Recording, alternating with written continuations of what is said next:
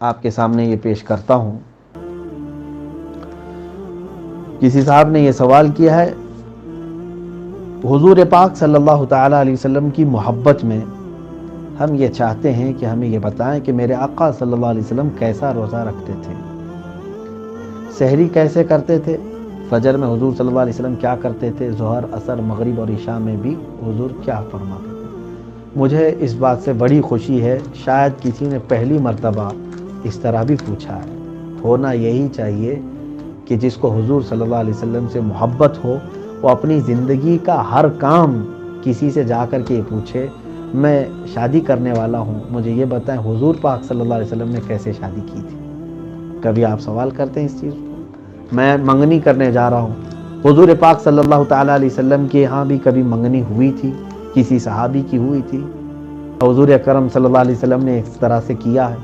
بچے کی ولادت ہوئی ہمارے گھر میں، حضور پاک صلی اللہ علیہ وسلم کے گھر میں جب بچے کی ولادت ہوئی تو میرے آقا نے کیا کیا تھا؟ یہ سوالات صرف وہ کرے گا جس کو میرے آقا صلی اللہ علیہ وسلم کی محبت بھری ہوئی ہے اور وہ اپنی زندگی کو حضور کی زندگی میں ڈھالنا چاہتا ہے۔ نہیں تو بہت سارے لوگ تو اس سے کترا کے نکل جاتے ہیں۔ سوالات ہم سے کیا کریں گے؟ طلاق ہو گئی ہے، عدت کیسے گزاریں گے، یا پھر اتنی مرتبہ بولا ہے، 4 بار بولا ہے، 5 بار بولا ہے، یہی تمام چیزیں ہیں۔ خیر، یہ سوال ہے، اس کا جواب تفصیل طلب ہے، پورا ایک ٹاپک ہے۔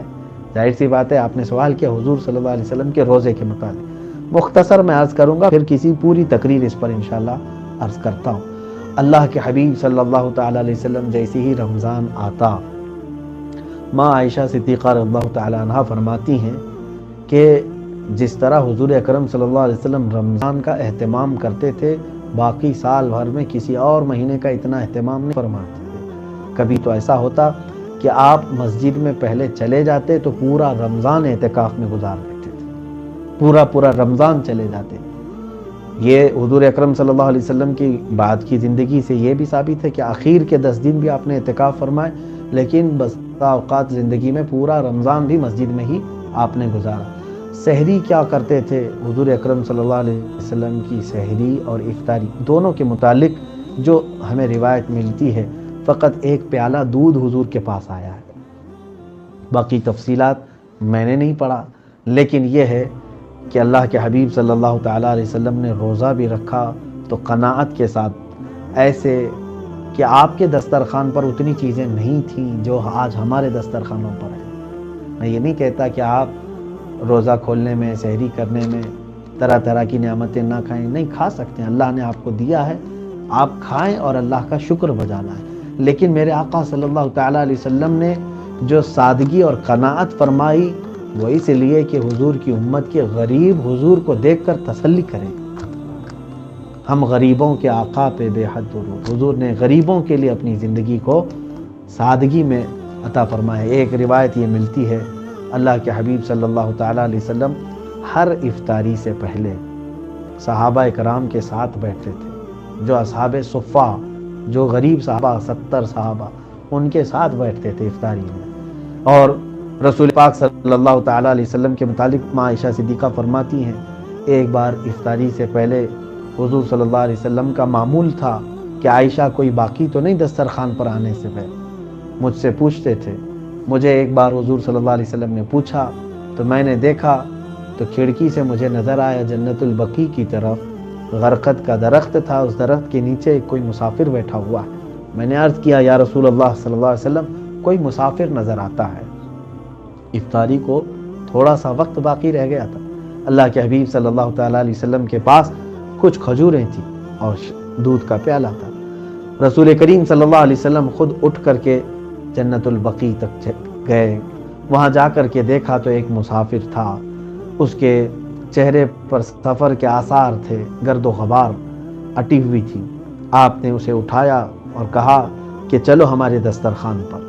وہ شخص حضور صلی اللہ علیہ وسلم کے ساتھ آیا، دسترخوان پر بیٹھا، افطاری کا اسی وقت یعنی وقت قریب ہو گیا اور آپ نے اپنا دودھ کا پیالہ اس آئے ہوئے مہمان کو پیش کر دیا۔ رسول کریم صلی اللہ علیہ وسلم نے صرف کھجور کی گٹلی کو چوس کر کے افطار فرمایا، باقی سارے صحابہ اکرام کو بڑھا دیا گیا۔ اس شخص کے آنے کے بعد پتہ چلا کہ وہ حضور پاک صلی اللہ علیہ وسلم کو ہی ڈھونڈتا ہوا وہاں تک پہنچا تھا۔ اگر حضور کے روزے کی بات پوچھیں تو رسول کریم صلی اللہ علیہ وسلم کے روزے کی تفصیلات بہت ہیں کہ آپ دن بھر میں جو فرمایا کرتے تھے اور جتنا خیال حضور اکرم صلی اللہ علیہ وسلم غربا اور مساکین اور اپنی امت کے بے کسوں کا کیا کرتے تھے، کاش یہ عادت ہمارے اندر آئے اور دل کی نرمی آئے کہ ہم جو نعمتیں کھا رہے ہیں اللہ کرے کہ ہر گھر میں یہ نعمتیں پہنچ جائیں۔ سوال یہ بھی ہے، روزہ کن چیزوں سے ٹوٹتا ہے؟ کیا روزے کی حالت میں بلڈ ٹیسٹ کروا سکتے ہیں؟ روزہ جن چیزوں سے ٹوٹتا ہے آپ کو یہ معلوم ہوگا، مشہور و معروف چیزیں ہیں، کھانے سے پینے سے روزہ، کسی بھی طرح کی کوئی بھی چیز آپ نے کھا لیا پی لیا تو روزہ ٹوٹ جائے گا۔ اسی طرح سے جماع کیا، یعنی شادی شدہ مرد اپنی عورت سے ملاقات کیا، ہم بستری کیا تو اس کا روزہ ٹوٹ گیا، یا پھر شہوت سے اس نے اپنے جسم سے اخراج کیا منی کا تو پھر اس کا روزہ ٹوٹ گیا۔ اس کے علاوہ روزہ ٹوٹنے کی الگ کوئی چیزیں نہیں۔ بعض لوگوں نے یہ سمجھا کہ خون نکل جانے سے روزہ ٹوٹتا ہے، نہیں ٹوٹے گا۔ الٹی ہونے سے روزہ ٹوٹتا ہے، نہیں ٹوٹے گا۔ الٹی ہو جائے آپ کو اگر بے اختیار تو روزہ آپ کا نہیں گیا۔ ہاں اگر کسی نے انگلیاں ڈال کر کے پورے زبردستی قے کیا ہے تو اس کا روزہ گیا، منہ بھر اگر آ گئی تو اس کا روزہ جائے گا۔ خود سے اگر کچھ کیا، بے اختیار ایسی ہی کوئی چیز آئی تو اس سے روزہ نہیں ٹوٹے گا۔ نہ نہانے سے روزہ ٹوٹے گا۔ بعض نے یہ بھی سوال کیا ہے کہ غسل میں منہ میں پانی لینا فرض ہے اور گرگرہ کرنا فرض ہے تو روزے کی حالت میں کیا کرنا چاہیے؟ میرے عزیزو، غسل میں کلی کرنا فرض ہے، ناک میں پانی چڑھانا فرض ہے، گرگرہ کرنا فرض نہیں ہے۔ جس کو کہتے ہیں منہ میں پانی لے کر حلق میں گرگرہ کرنا فرض نہیں ہے۔ گرگرہ روزے کی حالت میں نہیں کرنا چاہیے کہ پانی کے قطرے حلق کے اندر جانے کا اندیشہ ہے۔ کلی کرے، ناک میں پانی چڑھائے، کوئی حرج نہیں۔ غسل میں بھی، روزے کی حالت میں بھی اگر غسل ہو رہا ہو تو کلی کرے، ناک میں پانی چڑھائے، اس سے روزہ نہیں ٹوٹے گا۔ آپ جیسا غسل کرتے ہیں ویسے غسل کریں، بس یہ ہے کہ گرگرہ نہ کرے، حلق میں پانی اندر نہ جائے، بس اتنا ہی ہے۔ اگر دن کے بیچ میں روزہ ٹوٹ جائے، جیسے کہ الٹی ہو جائے، یہی سوال کیا ہے کہ الٹی سے روزہ نہیں ٹوٹتا۔ ہاں سوال یہ تھا کہ بلڈ ٹیسٹ کروا سکتے ہیں کہ نہیں؟ بلڈ ٹیسٹ کروانے سے بھی آپ کا روزہ نہیں ٹوٹے گا۔ خون کا اگر چیک اپ کروانا ہے آپ کو، آپ کا خون نکالا گیا ہے تو آپ کا روزہ نہیں جائے گا۔ روزے کی حالت میں کیا گیم کھیل سکتے ہیں اور برش کر سکتے ہیں؟ میرے عزیز، گیم کھیلنے کے لیے آپ نہیں بنائے گئے۔ اللہ تبارک و تعالیٰ نے آپ کی زندگی کو جس مقصد سے بنایا ہے وہ قرآن میں پڑھو۔ اللہ فرماتے ہیں وَمَا خَلَقْتُ الْجِنَّ وَالْإِنسَ إِلَّا لِيَعْبُدُونَ، میں نے انسانوں کو اور جنات کو میری اپنی عبادت کے لیے بنایا۔ تو گیم کیا کوئی عبادت ہے؟ ہاں اب یہاں پر کچھ لوگ ایڈکٹ ہو گئے ہیں، کچھ ایسے خطرناک گیم دنیا نے لانچ کر کے تمہارے ہاتھوں میں پکڑا ہے جو تمہارے اخلاق کو بھی تباہ کر رہا ہے، تمہارے ایمان کو بھی تباہ کر رہا ہے، تمہارے وقت کو بھی، پیسے کو بھی، سب جو جوا کھیل رہے ہیں، تمہاری آخرت بھی برباد ہے۔ کچھ ایسی چیزیں ہیں وقت گزارنے کے لیے، کچھ چیزیں کیا جیسے ذہن کی تیزی کے لیے، کچھ کھیلوں کی حضور صلی اللہ علیہ وسلم نے اجازت دی جس سے جسم اچھا ہو جائے، جس سے دماغ اچھا ہو جائے۔ ہاں اگر آپ کو گیم کھیلنا ہے تو تیر اندازی سیکھو، حضور صلی اللہ علیہ وسلم نے حکم فرمایا تیر اندازی سیکھو۔ کیا یہ بہتر گیم نہیں؟ اس میں تمہارا نشانہ بہتر ہوگا۔ اس کے علاوہ کشتی کے لیے حکم ہے کہ تم کشتی لڑو تاکہ تمہارے اندر طاقت اور تم ڈیفنس کر سکو، سیلف ڈیفنس کا طریقہ آ جائے۔ اور تمہیں سوئمنگ کا حکم دیا گیا ہے، سباحہ یعنی تیرنا سکھاؤ۔ اس سے بہتر گیم کیا ہو سکتے ہیں؟ لوگ یہ سوچتے ہیں کہ کسی جگہ کمبل میں بیٹھ کر کے آرام سے اس موبائل میں ہی کھیلیں، آسانی ہو۔ آج کے بچوں میں بھی یہ حال ہے کہ پہلے بچے ہمارے مٹی میں کھیلتے، میدان میں کھیلتے، پتہ نہیں کیا کیا کھیل، وہ سب کھیل اب مر گئے بیچارے۔ پہلے کے کھیل فنا ہو گئے، سارے کھیل بچوں کے ہاتھ میں آ گئے موبائل میں۔ بس ان بچوں کو بھی ان گیموں سے بچایا جائے۔ ہیلتھی بچے وہی ہیں جو اپنے بچپن میں عام طور پر جیسے ورزشی کھیل ہوتے ہیں ان کھیلوں میں ان کو رکھا جائے۔ آج جن لوگوں نے ایپل فون بنائے اور جن کے ہاں بڑے بڑے کمپیوٹر لانچ ہوئے، ان کمپنیوں کے مالکان اپنے بچوں کے ہاتھ میں فون نہیں دے رہے ہیں؟ ایپل کمپنی کا مالک اپنے بچے کے ہاتھ میں فون نہیں دیتا؟ تو کیا بڑے بڑے لوگ وہ چاہ رہے ہیں کہ ہمارے بچے ہیلتھی بنے، جیسے نیچرل کھیلتے ہیں سب، ہم جیسے کھیل کے بڑے ہوئے ویسے ہی کھیلیں؟ تو آج ان تمام چیزوں سے بچنا چاہیے. ہر جوان مرد عورت سب سے میں کہوں گا، گیم خاص طور پر اگر آپ کے ہاتھ میں ہے بھی تو سوائے آپ کے وقت کے نقصان کے اس سے کچھ بھی حاصل نہیں ہے.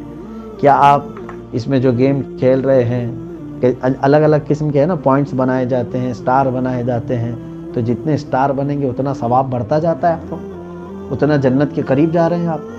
اگر ایسا کچھ ہوتا تو میں بالکل اجازت دیتا کہ صبح سے لے کر شام تک گیم کھیلیں، جبکہ آپ کا ضمیر خود یہ کہتا ہے کہ گیم کھیلنے میں سوائے وقت کے نقصان کے اور کچھ بھی نہیں ہے، آخرت خراب ہوگی. اس سے اپنے آپ کو بچائیں. سوال یہ ہے، حیض اور استحاضہ میں اگر کوئی عورت فرق نہ کر پائے، روزہ رکھا ہوا اگر اس نے روزہ رکھ لیا ہے تو کیا کرے؟ یہ تفصیل طلب ہے عورتوں کے لیے کہ یہ مسائل ایسے ہیں کہ ان کو عورتوں کی محافل میں بیان کیے جائیں. پھر بھی میں مختصراً بتا رہا ہوں کہ عورت کو ہر مہینے جو ماہواری آتی ہے وہ حیض ہے، اور ایک ہے بیماری کی وجہ سے آتا ہے وہ استحاضہ ہے. حیض میں نماز اور روزے جائز نہیں ہیں، وہ قرآن، نماز، روزہ کچھ نہیں کر سکتی حیض میں اور نفاس میں. بچہ پیدا ہونے کے بعد جو وہ ناپاکی رہتی ہے اس کو نفاس کہتے ہیں، اور ہر مہینے جو عورت کی ہے وہ اس کو حیض کہتے ہیں. ان دنوں میں نماز، روزہ اور پھر قرآن پاک کی تلاوت، یہ سب چیزیں اس کے لیے جائز نہیں. لیکن ایک ہے استحاضہ، وہ عورتیں خود ہی سمجھ جائیں گی کہ استحاضہ کیا ہے، کیونکہ کچھ عورتوں کی ہر مہینے عادت ہوتی ہے کہ اتنے ہی دن آئے گا، اور جس عورت کو یہ عادت معلوم ہے اس سے زیادہ اگر آیا ہے تو اس کو کہتے ہیں استحاضہ. استحاضہ کے ایام میں نہ نماز معاف ہے نہ روزہ معاف ہے، وہ ساری چیزیں ویسی ہی کر سکتی ہیں. استحاضہ ایسے ہی سمجھ لیں جیسے کسی کی نکسیر پھوٹ گئی. نکسیر پھوٹنا مطلب ناک سے خون جاری ہوا، کسی کو یہ بیماری ہوتی ہے. تو استحاضہ میں کوئی چیز معاف نہیں ہے، وہ روزہ بھی رکھے گی اور نمازیں بھی پڑھے گی، جبکہ وہ پاک کر لے، اس کے لیے اتنا دھو لے اور وضو کرے اور نماز پڑھے. بعض مقامات تو ایسے بھی ہیں کہ اگر معذور ہے کوئی ایسا معذور، جیسے معذوروں کی نماز کا، کسی کو ہوا خارج ہونے کی ایک بیماری ہے، کسی کو پیشاب کے قطرے ٹپکنے کی بیماری ہے، اور کسی کو خون نکلنے کی بیماری ہے. یہ تینوں بیماریاں بھی اگر ہیں کنٹینیو ایسی ہیں کہ 2 منٹ بھی سٹاپ نہیں ہوتے، یعنی وضو کر کے 2 رکعت نماز پڑھنے یا 4 رکعت نماز پڑھنے تک کا بھی ٹائم سٹاپ نہیں ہوتا، تو اس کے لیے حکم ہے اسی حالت میں وضو کرے، اسی حالت میں نماز پڑھے، چاہے تو مصلی اس کا خون سے بھر جائے تب بھی اس کی نماز ہو جائے گی. یہ معذوروں کے لیے ہے. یا پھر نماز کے حالت میں ہی اس کی ہوا خارج ہوتی رہ جائے تو بھی اس کی نماز ہو جائے گی. اس معذور کے لیے جس کو اتنا وقت بھی خالی نہیں مل پاتا کہ وہ 4 رکعت نماز ادا کر سکے. لیکن یہ ہے کہ ہر نماز کے لیے وہ نیا وضو کرے گا معذور. تو یہی حکم استحاضہ والوں کے لیے بھی ہے. عورتوں کو یہ خود اچھی طرح سے معلوم ہو جاتا ہے کہ اگر وقت سے زیادہ آیا ہے تو وہ استحاضہ ہے، اس میں وہ ان کے لیے روزے معاف نہیں ہیں، وہ روزے ضرور رکھیں گی. اللہ رب العزت کہنے سننے سے زیادہ ہمیں عمل کی توفیق عطا فرمائے. وآخر دعوانا الحمد للہ رب العالمین. السلام علیکم.